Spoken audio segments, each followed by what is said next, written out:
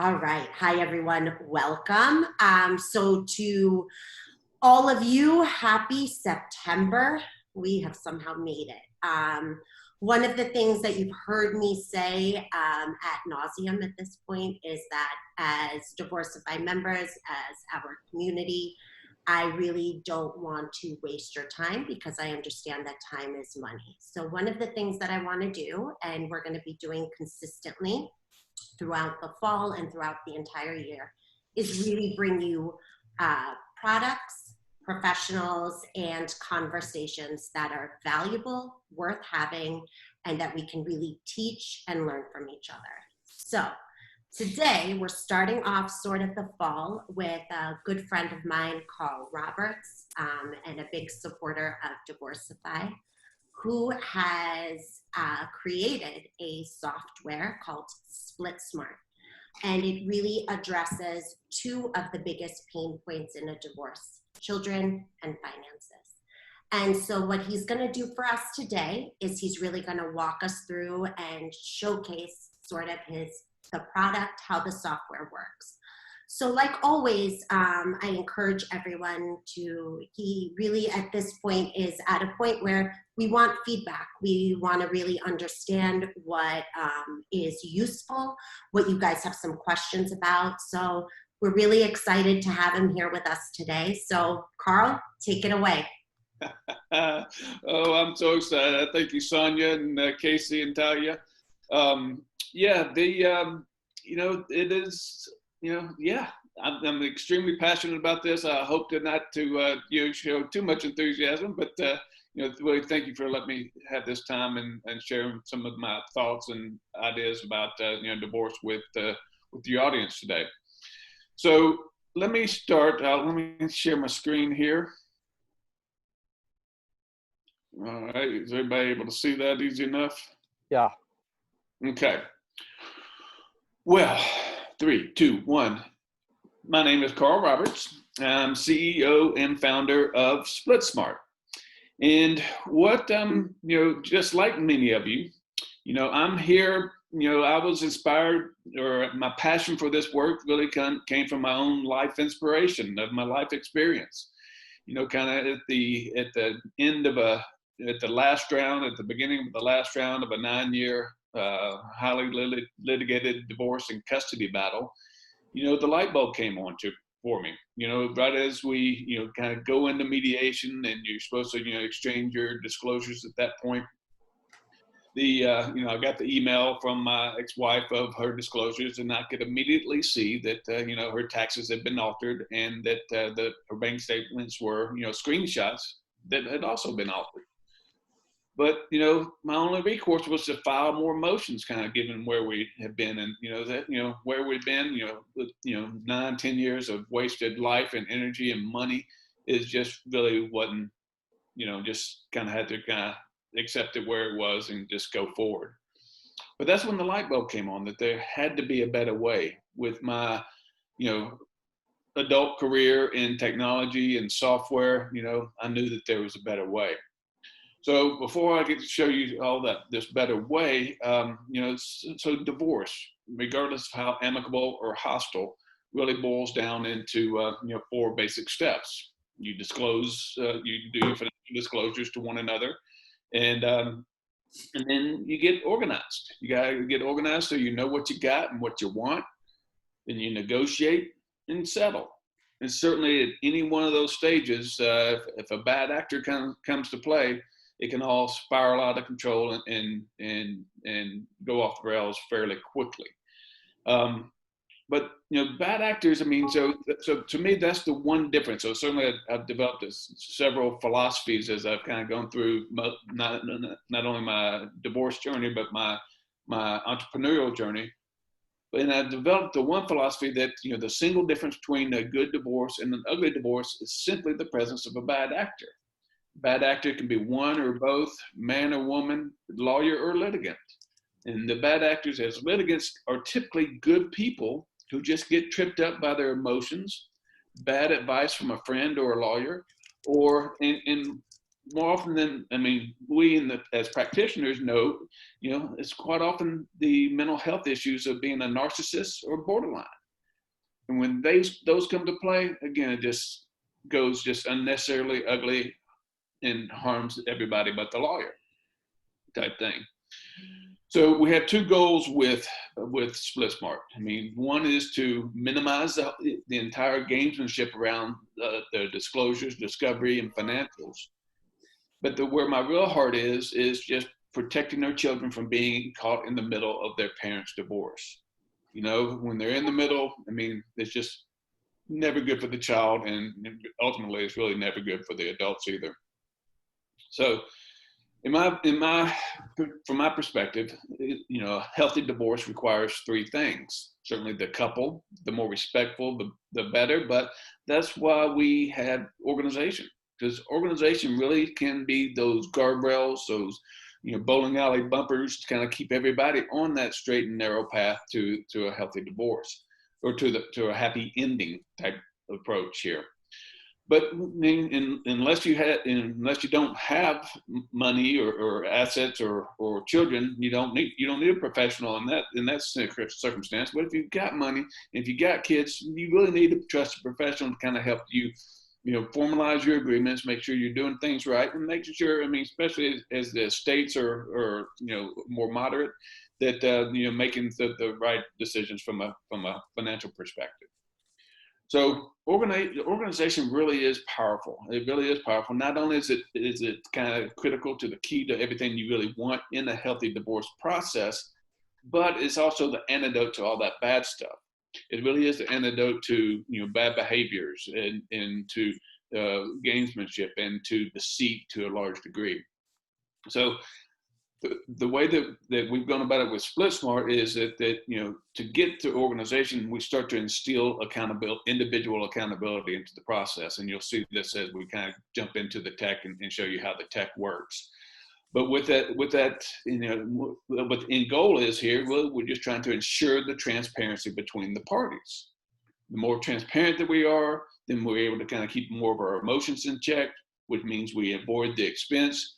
But most importantly, we're trying to build the trust between the parties so that they can more quickly reach that amicable resolution to their divorce. So there's two sides of divorce. There's money and kids. And on the money side, it's pretty straightforward. I mean, and not only straightforward, but simplified and streamlined. So you're all doing it to one degree or another, whether you're a mediator or a coach or a CDFA, you're having to do some sort of, or a collaborative lawyer, you're doing some sort of intake with your clients. And from a financial perspective, and from financial and disclosure perspective, that can take dozens of hours and extend across weeks of time if depending upon the couple. Where we've streamlined that intake, most couples with a moderate estate, moderate incomes can really transparently complete within 1 to 2 hours. And part of that is because we directly connect through financial data aggregation to over 15,000 financial institutions, banks, credit cards, and whatnot. And that the whole disclosure and discovery management process here, again, helps to start mitigating some of the problems that are typical. And then, but the outputs are really from the standpoint of, we're just trying to get to this marital worksheet, it's a transparent marital worksheet. So like many of you may be using today. So, and it's just organized for that efficient settlement. We got each of the assets and liabilities itemized, and it's a set there for negotiation.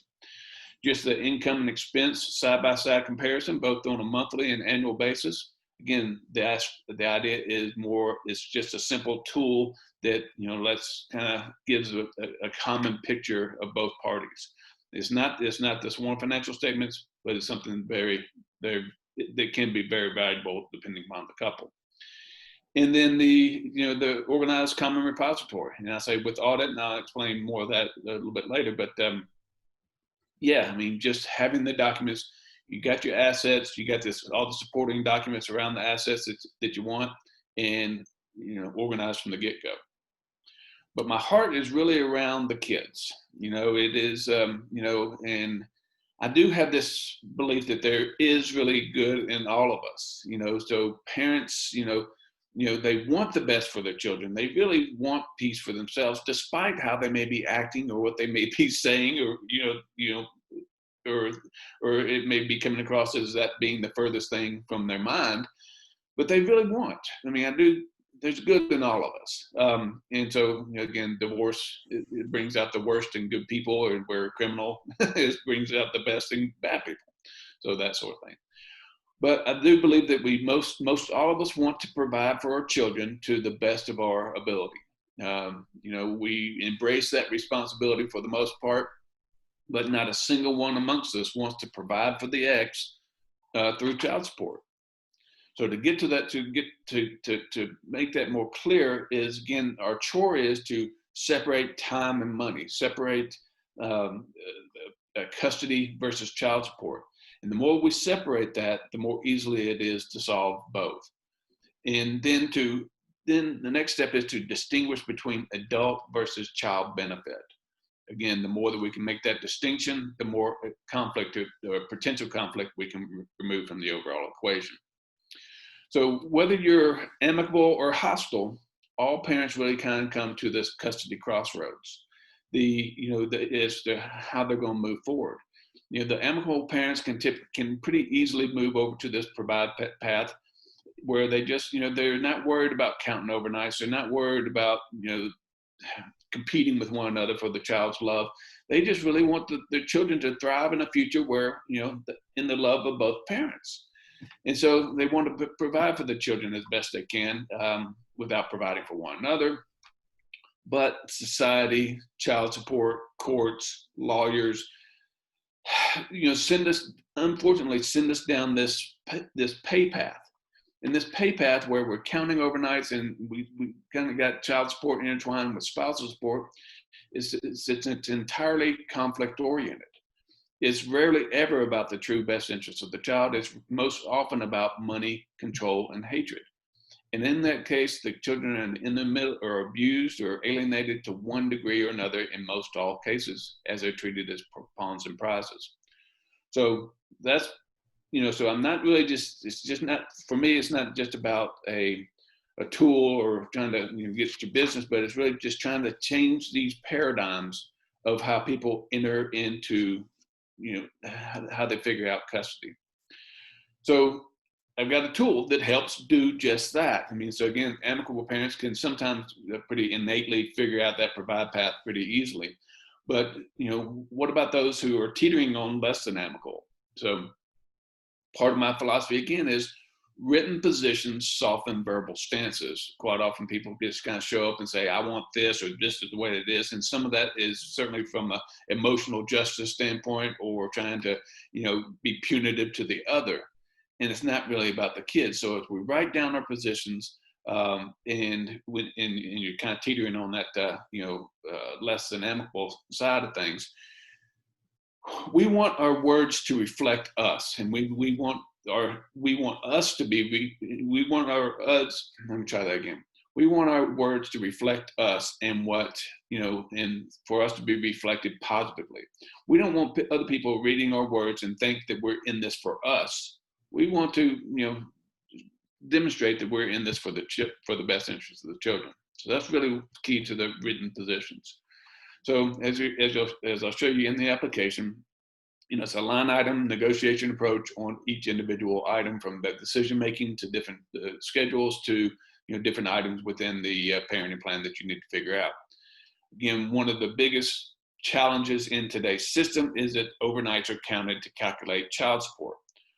Our approach is to remove overnights as a constraint, and as parents figure out schedules, certainly I believe that 50-50 works is the best for kids, but it's not always practical for every parent, even in the best of households. Dad travels, or mom's work schedule, whatever, what doesn't allow for that 50-50. So let's make it work for the families. So, and then we take this alternative dispute resolution approach to child support. instead of the income shares models which all the state guidelines are based upon, we have an expense share model that's, again, independent of time, and a savings model for direct contributions. We believe this provides a much more holistic support approach to providing that support without all the traditional conflict. So I'll stop there before, and I'm going to jump over into the application, but let me stop there and just ask and see if there's any questions or feedback from that perspective. I have a tendency to get rolling and not take a breath, so go. Any questions? I have a question. Can you hear me, Carl? I can, Stephen, thank you. On the financial feed, is it a scraping of accounts using something like Yodlee, or is it direct feeds? How's that type of thing going to work? And you have passwords and all that, and the clients put it in directly, or is that something you're going to show us? I might be ahead of you. Yeah, you're ahead of me. I'll be showing you some of that. All right, then I'm just going to wait. Thank you. Okay. All right, Sonia, I didn't know the rest of your crowd was so shy. It's still early. It's still early. All right, on into the application. So there's two sides of divorce, as I said, or two sides of Splitsmart. There's money and there's kids, and we're going to go into all of it here in just a minute. So in the intake, as individuals, and so I apologize to some of you, but I'm using Marge and Homer Simpson as my use case here. I don't really think that they're getting divorced, but anyway, they were easy ones to use. And so the power of this comes when both are using this application. Certainly one can kind of get started and sign up for the application and start to get themselves organized and prepared, and invite the other later to connect with them. But again, it's just the power is when both of people are using it. So at intake, and they're both going through this intake process, but they're identifying their incomes, assets, and liabilities. And as we identify each individual, item, we're creating a common repository folder for each one of those items. So from the disclosure management piece, what we're doing, so as Homer goes in here and identifies all his stuff, we're basically treating each individual item as an inventory item. So from that, we're starting to count how many documents that he needs to go out and collect and share. We see how many that he's done that with, and how many are still outstanding and how many are in dispute, so to speak. So that simple discovery or disclosure dashboard that's part of our point of starting to instill the individual accountability. So where people can really see what their responsibilities are and for what they're living up to. So as I created we identified the taxes, and Homer has, so the first piece is the dashboard. The second piece is an opposing party audit function. So Homer uploaded his 2018 taxes and sent it over to Marge, and Marge says, "Cool, that looks good." And now it's put into the common repository folder. And not only that, we also stamped it and put it in there and again, it's organized and ready to go. But in the case where she says, hey, that's not legible, or that's not the right document, again, she has the ability to say no to that. And then from that perspective, then Homer is able to go and, so let me try that again. Dashboard, opposing party audit function, and then being able to see the audit trail for each individual item. So all of that is, again, being able to kind of see when something was requested or identified, when it was, when that document was fulfilled, and how it was fulfilled. I mean, so certainly we've seen the cases where somebody may be sending a completely irrelevant documents to all this, and they just part of the challenge of managing that discovery and disclosure gamesmanship. So as we can continue on just through identifying the new business income, so I mean, they can add multiple employers, or if they own businesses, or if they've got the unemployment information here. So as Homer enters his data, one of the key things here, not only are we just trying to get everybody organized, but what's very key to us from all different aspects is just transparency. So as Homer enters his data, Marge is able to see it. So that's one of the things that can make certainly kind of a litigating lawyer kind of uncomfortable. But from a collaborative standpoint, mediation and CDFAs, this, when you're working for, when you got a neutral in the party, it's all about transparency. The more transparency, the more trust we can build. And for the amicable couple, where as you identify employers, we're creating a folder for the pay stubs. Amicable couple really probably doesn't care about pay stubs, but the more hostile couple, wants that folder kind of updated every month. So it's just, so Splitsmart kind of adapts to the needs of the individual, to the individuals and individual couple. So the process, again, just kind of, it's fairly intuitive. You just identifying all this stuff, and we've got to kind of put in as monthly, and then we also calculate it annual, because I think one of the challenges with the sworn financial statements today is that people are trying to take that snapshot in time, where really what we're interested in, what they're really interested in, is really the overall amounts. So that's kind of the intake from the income standpoint. Yeah, can you believe it? I just lost my mouse. I have to get over to my keypad. All right. So so just to kind of wrap it up on the disclosure standpoint. So again, the dashboards combined with the opposing party audit and the audit trails really starts to instill the accountability and starts to eliminate much of the gamesmanship that we are also familiar with. All right, so next thing we're identifying is our assets, their physical as well as our financial assets. And the first thing that somebody wants to do is go in here and identify their banking accounts. We identify the account. And we put in our credentials, just kind of like you would with QuickBooks. So to answer your question, so Stephen, is yes, I'm working with a financial aggregator. And so again, that's what gives me access. I'm basically working with one API to over 15,000 institutions, and they're managing all the APIs. And so as an individual puts in their credentials, Wells Fargo is responsible for that two-factor authentication back to this account. Now, and once we get into the account, we're not giving the other access to the account. We're only getting access to the data for the account for our own purposes. Obviously, we've got to maintain the security requirements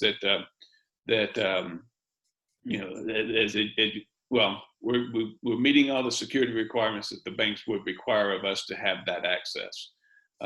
Certainly security is a big deal in this space, as you might imagine.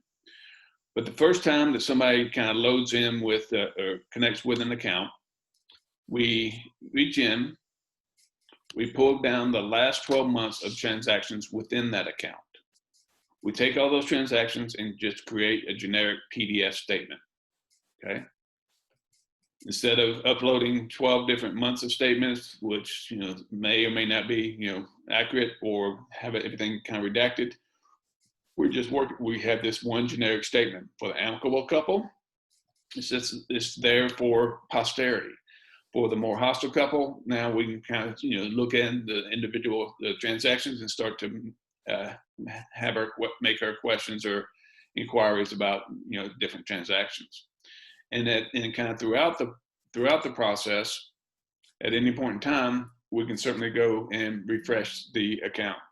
From that refresh, again, we're just kind of getting to the updated balance, as well as, and if it's been a while, then we can also update the list of transactions within the account from the last report.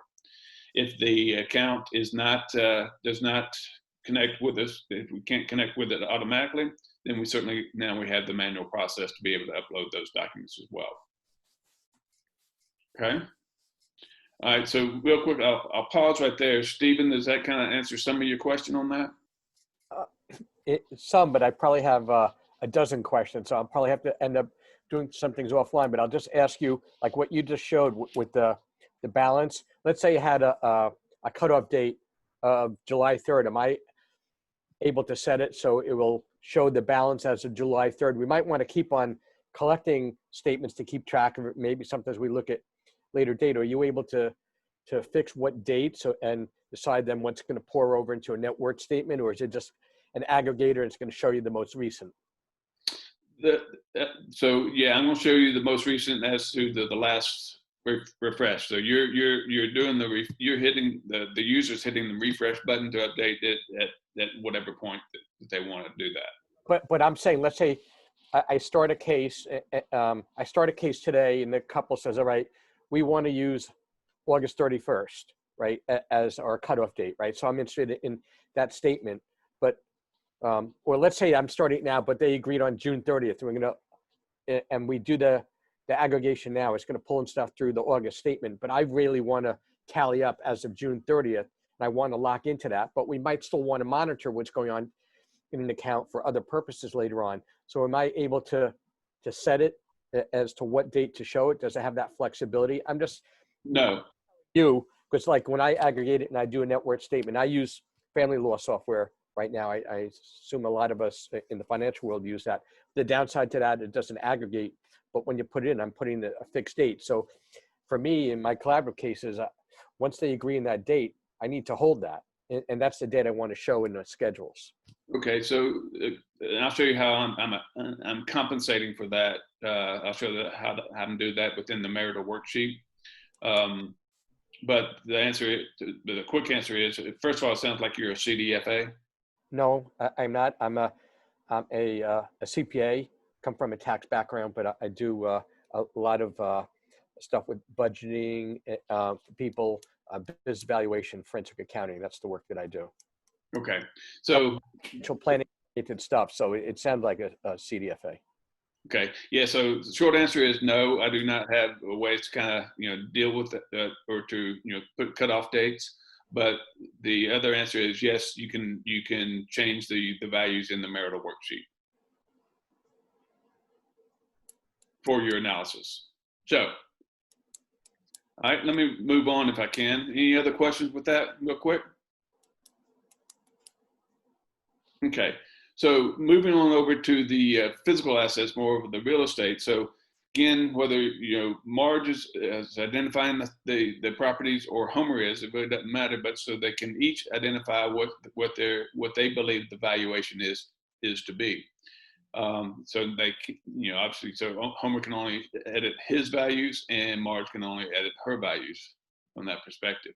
So as we identify each folder, as we identify each asset, then we create a folder for all the supporting documentations. Homer can have his appraisal, Marge can have hers, or they may just be happy with one. And again, then you get somebody that's a little bit more hostile. Now they're wanting all the tax documents, they want all the ridiculousness that those couples can get into. And so not only can the individuals add files, but they can request files from the other. And all that kind of goes back into the dashboard again, starting to count and track the documents from the audit perspective. So gets right out of the gate, keeps everybody kind of organized and transparent from that perspective. So throughout the assets is pretty much all the same process. And if people want to comment, kind of have some of their instant messaging back and forth about any particular thing, they can do so. Just kind of within the app, kind of keep it simple from that perspective. So, it's, whether it's other assets, and again, so just the idea is just kind of keep it simple. The liabilities, if you haven't already kind of, captured, and really more about the unsecured liabilities down here than I am more of the secured, because the secured have been kind of already identified within your, assets above. But I've got the same ability to connect to the credit cards. But you may very well have, you know, your bill to your lawyer. Obviously, he's not connected onto the, or she's not connected onto this. So they can upload the statements and put the valuations there. So again, just identification of income, assets, and liabilities, and creating folders for within each of those to try to, again, keep everybody organized. Now, where I start to really kind of differentiate myself from traditional thinking is now I'm, again, just dealing with adult expenses, not child expenses. So I'm going to separate child expenses more in our approach to child support, and we'll go down that path. But this is certainly different than what typical approaches are. So we got broken down into categories and each one. So when Homer enters his data, Marge can see it, and vice versa. And they can add, you know, different definitions of what the different expenses are. And again, so they can kind of go back and argue about it, you know, online, just straight through there. You know, again, the idea is this is more intuitive. You're not filling out a sworn financial statement, just kind of keeping it simple and straightforward for the couples to work through. Any real questions with all that? Okay. So what we're working towards are the outputs: assets and debts, the marital worksheet.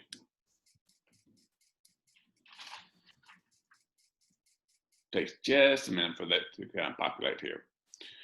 All right, so just kind of like the marital worksheet that you're probably working with today, Stephen, as well as many of your others.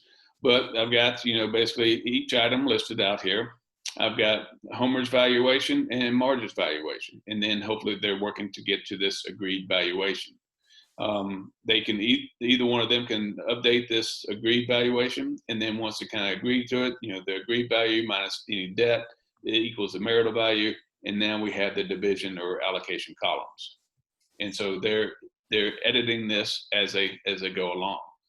So if, you know, so as we kind of go through this, when you have different things like maybe some, you know, child accounts or other non-marital assets, then their valuations just don't make it into the allocation column. So it's just, whether it's premarital or whatever the case may be, it just doesn't make it into allocation column. And as you so in this case, now maybe this kind of helps deal with some of your question there a minute ago, Stephen.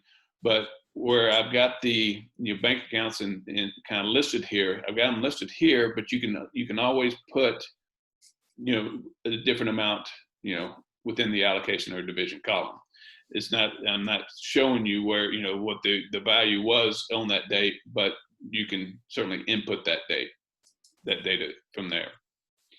As you change the values here, this is all updated, you know, kind of in real time from that perspective. And then you know, when the couple work through as much of that as they can, then they, you know, then also have an adjustment field where you can kind of have one overall adjustment for the property division calculations. You'll see here on the right, this yes and no column, and that's in actions required. It's just simply an organizational comment field for you to be able to document what actions need to take place to fully dispose of that asset or liability. So it's just kind of simple. It's just an organizational tool. So whether they are reaching this from, regardless how much they can agree to on their own, or and how much they need help from a financial advisor, really all they're working towards is this, is just the print. You know, so this print can be the working document that you have for negotiations, as well as the exhibit within the final property division agreement. So if their mediator or CDFA or whoever else doesn't have access to the app, then right now, so they can start the conversation, they can start mediation with this printout from that perspective. Any questions on the marital worksheet?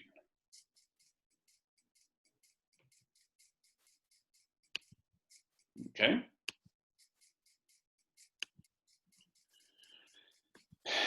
Incomes and expenses. You know, just a simple listing of what the parties have entered in. You know, it's just, again, the idea. So again, mine went on for 10 years. This was such a cluster, as you might imagine, just kind of, again, just everybody playing their games. And every year it was, you know, again, arguing about the past years. But it's just kind of a simple listing, you know, breaking it down based upon employers and the type of income, the deductions. You know, we start to, you know, calculate that. You know, just having to listen to expenses. And the idea is to now just kind of give that one unified picture, as opposed to looking at two separate sworn financial statements.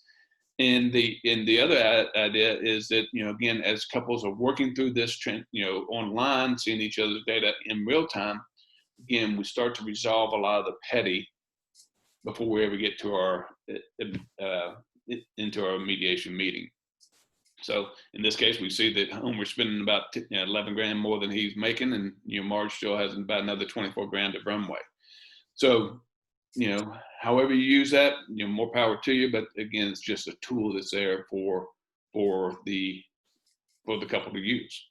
I'm not really doing anything from a spousal support position or planning position.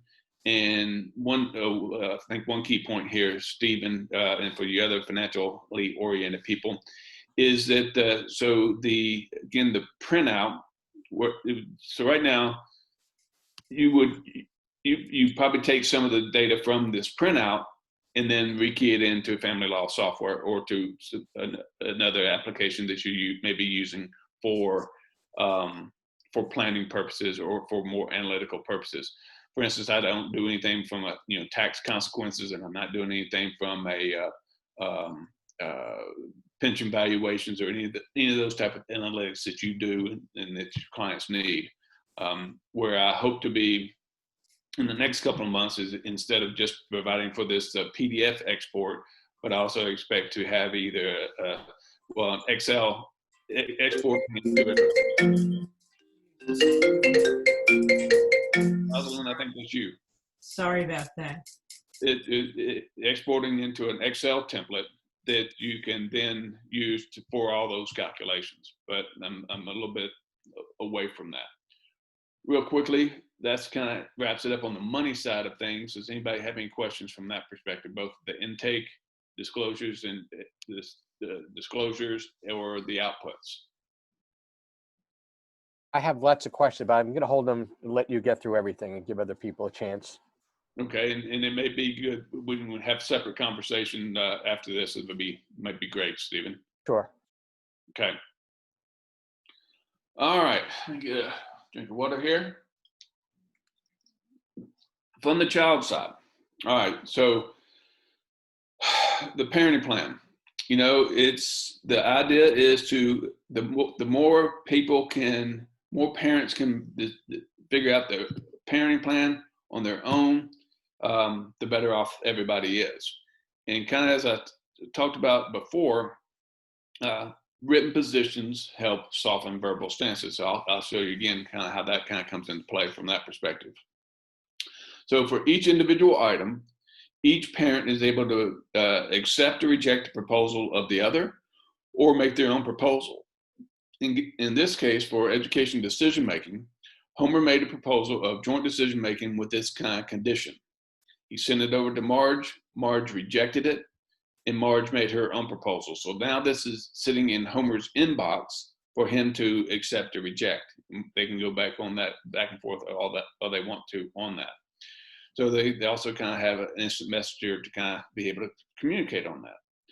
For when they get to something like medical, again, Homer made a proposal, joint, this condition, Marge accepted it, and so now it's marked down as agreed. Same process as, throughout extracurricular, religion, and then we get to the schedules. Got 4 types of schedules: school year, summer, holidays, vacations. For school year, Homer made a proposal of week on, week off with this definition of the days and times to exchange. and how these exchanges are to be made. Certainly, lots of families kind of need that specificity. But Homer made the proposal, Marge rejected it, made her own proposal of a 5225, definition of days and how, and Homer accepted it, marked down as agreed. Same process really for summer as well. As we get into holidays, we've got a pretty extensive list of different holidays already kind of loaded in there with kind of a default definition of what those are. On each one of those, you can certainly change the name or title of it. You can change the to and from times to suit your individual needs, as well as you can certainly add additional holidays if that works well for you. When they choose odd year for one, the other defaults to even year, or always and never as as necessary for Mother's Day or Father's Day, or kids are living with mom during the school year and dad during the summer, certainly accommodates that. In this case, Homer just really kind of accepted all the defaults, sent it over to Marge. She accepted it, and now no fuss, no muss, got the holidays figured out. Vacations, you're defining whatever your vacations are on your, again, for whatever suits your family. Homer added a spring break, sent it over to Marge. She accepted it, but then he came back and added a summer vacation, and now it's sitting back in Marge's inbox for her to accept or reject once again. As we go to, now we got a bunch of miscellaneous stuff. And this is most of the stuff that, I think most of you agree is certainly many of the courts are, asking for to be within different parenting plans. As they go through these different parenting plans or different items, and again, you can add more, but, so Homer made a proposal about, offered a condition around, relocations to move. Marge didn't really, wasn't really crazy about it, so she said, let's just table this and talk it over with the mediator. First right of refusal, unforeseen circumstances. We're indicating that something's in his inbox, and so we're just kind of moving from there. Again, child tax credit, health insurance, secondary education, pets. These are a couple added on here through that point, so you can always add additional items and put your condition to it. Now, what the parents are working towards here is really the print. Again, whether this print is for the interim or as a final, is included into the final parenting plan or parent custody agreement, we're working towards the print. Got some language in here that's down to reaffirming that we're really trying to be in this for our children. And where we have agreement, that position that's listed out in the middle. Where we haven't reached agreement, we got side-by-side positions kind of listing out everything that's there. So that's kind of the way that, so assuming again, the idea is that most parents can get through the bulk of this on their own. And as they write down the positions, again, they can soften more towards the middle and really what's in the child's best interest. But by the time that they come to a third party or mediator or whoever, then they're starting to get into, then they're able to kind of get more to the, again, they're organized for efficient production. Any questions from that perspective? I probably need to pick up my pace a little bit. Can I just ask you one thing as far as flexibility of the software? Because some of the terminology that somebody might want to use something else, like coming from a background of doing collaborative work and mediation work a lot, you use a word in here which is rejected, a proposal. That's language we don't use in our community. We would rather say not accepted than to say rejected. It's harsh. Is there ability to change some of that terminology, and or are you open to making refinements to the software? I think, yeah, well, absolutely. I'm always open to making refinements in the software. And actually, on the button that I had there, it actually said refuse instead of reject. I use the word reject, but yeah, I've thought about that before, and maybe that's probably an easy change to say, not accepted. So, all right, let me keep going with the on the child. So I didn't get to the right thing. Get to intake. So on the child, again, now we're starting to do the intake. So Marge and Homer are each kind of identifying, for the expense side of things, we're each identifying the individual expenses that we're trying to estimate a line item budget for each child as we go through expenses.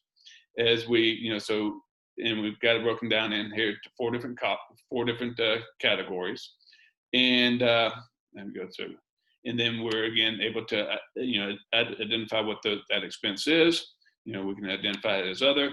And what we're saying here in this first column is whether or not we agree to the expense, because we don't have to agree to all the expenses. But we're also taking account to who is the primary payer for that expense.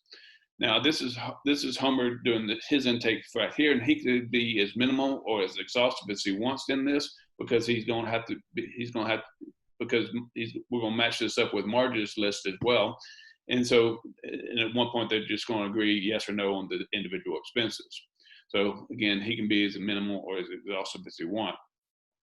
On the savings side, again, we're just trying to give each parent the opportunity to identify how they hope to support their child beyond just the expenses, whether it's the 529s or the first new car or just savings and allowance accounts.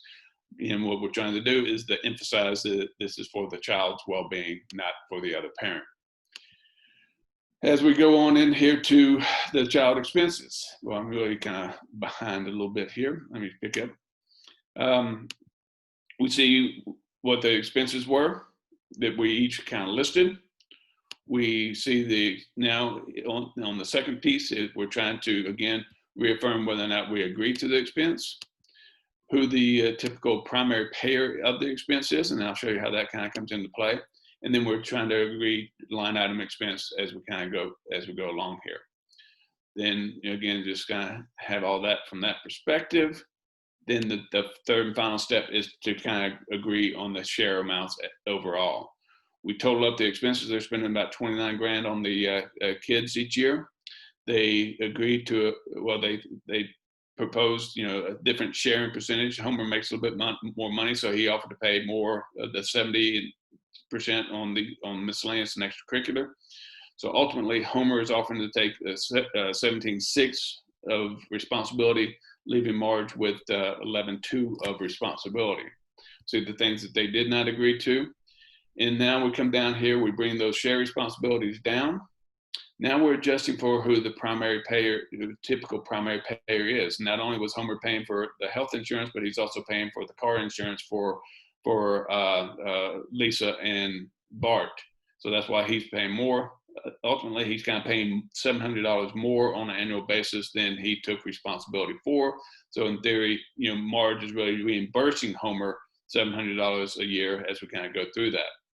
However, if somebody, and so again, so this is setting it up from a pre-decree framework agreement. This is not post-decree accounting of the expenses, where, because Homer makes a little bit more money, just trying to keep the peace, trying to avoid court, he offered to kind of pay an additional $500 a month to Marge, again, just to make things easier for Marge and for the children. And so we just have that as a goodwill adjustment. Again, we're trying to just work towards these the share agreements, and this page as well as the previous pages are available for print and inclusion into your custody agreements. Boom, boom, boom. Now just with the savings, and now the savings is pretty straightforward as well. Again, it's just an articulation or a listing of who's offering to do what.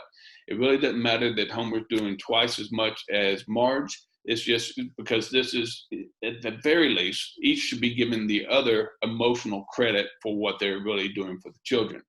Because it's about the children and not about the ex, they're certainly more likely to take on more responsibility and be more generous in their responsibilities. So that kind of wraps it up. And again, I was taking a little bit longer than I expected, but that kind of wraps it up from that perspective. So let me jump back into the last couple of slides I have. But to summarize, the financials, we're doing all this. For the children, we're doing that. Again, I think the goal for everybody is really to provide their children with a future where they can thrive on the love of both parents, regardless of how they may be acting at the time. So as you know, for right now, again, kind of early stage in my releasing of all this, is $79 per couple for a year. For most people, it should just be 1 year. Because for the Divorceify network, offering a 25% off through the end of October 31st for your clients using Divorceify as your discount code. On the Splitsmart website, we have a trusted professional directory, which is a free directory for the Divorceify professionals to post their profile. I'm Carl Roberts. Happy to talk to you after this, and I'm sorry I took so long. Any questions?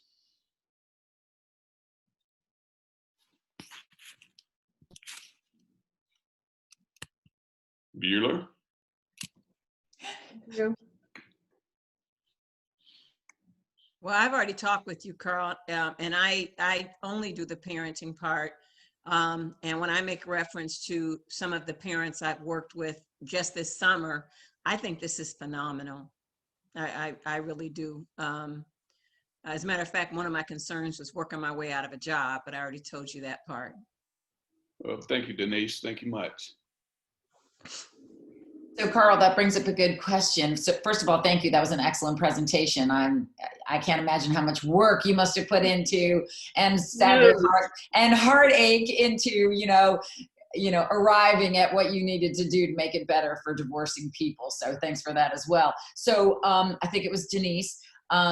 She said, can you use this just for parenting and somehow the financial piece drops off?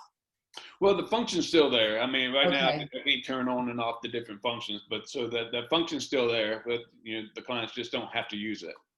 Great. And then do you offer so I'm a divorce coach, someone like me, could I play around in it for a little bit before I offer it to a client? Do you have a demo play around with? I don't. I can work with you and let you can sign up to do it, and you kind of need a partner to kind of do it with. So if you got gotcha. here that you can do it with, but yeah, I can make that available to you for about $10. Okay, or I can just maybe set up a call with you and talk to you about different things I'm thinking about how I would use it. Love that. Yeah. Great, thank you. So would you be able forward to us the PowerPoint? You like a copy of the PowerPoint? Yes. Okay, okay. Thank you. We also, just so that you know, we've been recording this meeting. So what I will do to everybody who's registered for this, I'll be sending out this link Oh, to great. everyone as well. Okay, so you'll have access to that. That is great. Okay. So yeah, a couple of quick things. For not only yourselves, but also for your clients, but on splitsmart.com, certainly is where we live, I live. And but there's a couples page, and on that couples page, there's 2 8.5-minute videos, one on property division and one on children, which are both, I think, are very clear, concise, excellent explainer videos for both sides of that, both for yourselves as well as your clients. The Child Centered Divorce Network is very impressed with this product as well. We love the fact that you can split areas to reduce tension and conflict and simplify matters, so there's less reason to be getting into aggravating scenarios with one another, because the numbers are right in front of you, and it cleans up a lot of the areas that immediately create the tension. So I really think that there's something very valuable here that can be useful in a long time ahead in the future. Thank you, Roz. I agree. I'm going to wrap this up because I'm on mommy duty in 2 minutes. But Carl, thank you so much. First and foremost, we at Divorceify, we're really excited to sort of demo this to everybody. We also see a huge benefit in being able to streamline this for clients and also to help professionals in their own practice. So I'm really curious about some of the feedback from all of you. And Carl has been generous enough to offer a sort of a discount code for Divorceify members. 25% off out of a reasonable $79.99 price point. So if you aren't a Divorceify member, my first question is, why not? And second of all, everybody loves a good deal. But most importantly, I am so grateful to you, Carl, because I think that this addresses so many pain points and so many aspects of the tension in a divorce. And sometimes that transparency, that ability to just being able to see it on paper in real time really takes away some of the craziness that can build, because sometimes it's a lot of the unknown and we always think the worst, especially when we are in a super emotionally charged situation. So I thank you so much for this presentation. Like I said, I will email the link to everybody. We will be housing this in our resource library too on Divorceify. And I'm curious about feedback. Please reach out to myself or Carl. Carl, I will talk to you later. And thank you so much. This was a good first rodeo, my friend. Thank you, everybody. Thank you, Sonia. Thank you. Bye-bye. Bye-bye.